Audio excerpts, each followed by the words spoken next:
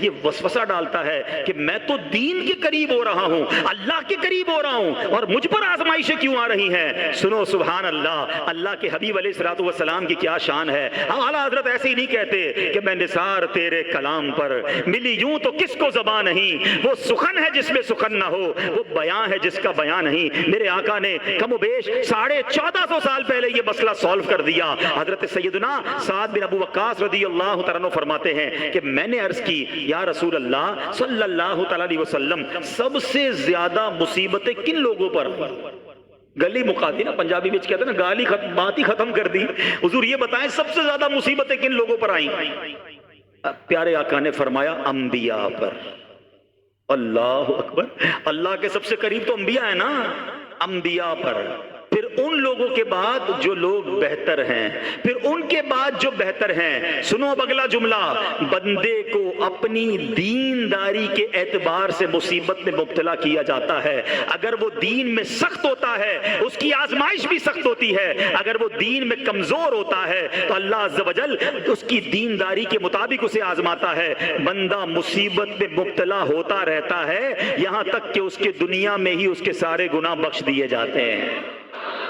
گویا اللہ کی یہ رحمت ہے کہ بندہ بڑا نیک ہو رہا ہے، رب چاہتا ہے کہ اس بندے پر آزمائش بھیجوں، میرا نیک بندہ صبر کرے، اس کے گناہ معاف ہو جائیں اور میرے پاس آئے تو اس کو جنت میں داخل کر دوں۔ اللہ اکبر۔ اے پیارے اسلامی بھائیوں، یاد رکھنا، اب جو میں نے ایک سوال قائم کیا تھا نا کہ یار میں تو دین کے قریب، میں تو اللہ کے قریب ہونے کی کوشش کر رہا ہوں اور ایک کے بعد ایک آزمائش آ رہی ہے، یہ کیا ہے؟ اب ایک اور حدیث سن لو، سبحان اللہ۔ حضرت سیدنا انس رضی اللہ تعالیٰ عنہ سے روایت ہے، سرکار والا تبار، ہم بے کسوں کے مددگار، شفیع روزے شمار، تو عالم کے مالک و مختار صلی اللہ تعالی علیہ وآلہ وسلم نے فرمایا، جب اللہ عز و جل کسی بندے سے محبت فرماتا ہے، سننا ذرا غور سے، اللہ عز و جل جب اپنے کسی بندے سے محبت فرماتا ہے یا اسے اپنا دوست بنانے کا ارادہ فرماتا ہے تو اس پر آزمائشوں کی بارش فرما دیتا ہے۔ اللہ کریم اس پر محبت بھی فرما رہا ہے اور آزمائشیں بھی بھیج رہا ہے۔ دوست پر آزمائشیں کون بھیجتا ہے؟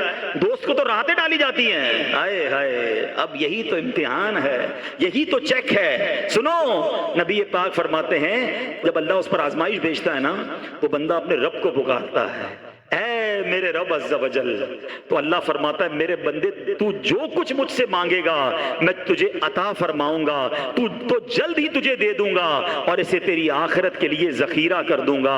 سبحان اللہ، یعنی اللہ والوں کو آزمایا جاتا ہے، ان کے درجات بلند کیے جاتے ہیں، ان کے گناہ معاف کیے جاتے ہیں۔ تو اے میرے پیارے اسلامی بھائیوں، کبھی بھی یہ ذہن میں خیال مت لانا کہ یار میں دین میں قریب آ رہا ہوں، میری آزمائشیں بڑھ رہی ہیں، سمجھ لو امتحان شروع ہو گیا ہے، ٹیسٹ شروع ہو گیا ہے، اب اس ٹیسٹ میں مجھے کامیاب ہونا ہے اور اللہ کے مزید قریب جانا ہے۔ زندگی میں جو گناہ ہو گئے ہیں یہ میرے گناہوں کا انشاءاللہ کفارہ بن جائے گا، میرے درجات کی بلندی کا سبب بن جائے گا۔ اللہ سے عرض کرنا، اے مولا میں تیری رضا پر راضی، میں تیرے فیصلوں پر راضی، اب تک جو دیا تھا تو نے دیا تھا، یہ سب کچھ تیرا ہے، اے رب جب تو واپس لے گا میں اس پر راضی۔ جب یہ ثابت قدمی نصیب ہو گئی پھر دیکھو غیب کے خزانوں سے کیسا آپ کے دل پر سکینہ اترے گا، پھر کیسا آپ پر رحمتوں کا نزول ہوگا۔ تو اے میرے پیارے اسلامی بھائیوں، مصیبتیں آ چکی اور آنے بھی والی ہیں، پہلے ذہنی طور پر تیار رہنا، مگر صبر کرنا۔ یہ چند دنوں کی، چند گھنٹوں کی، چند لمحوں کی مصیبت ہے مگر یہ تمہارے درجات کو بلند کر دے گی۔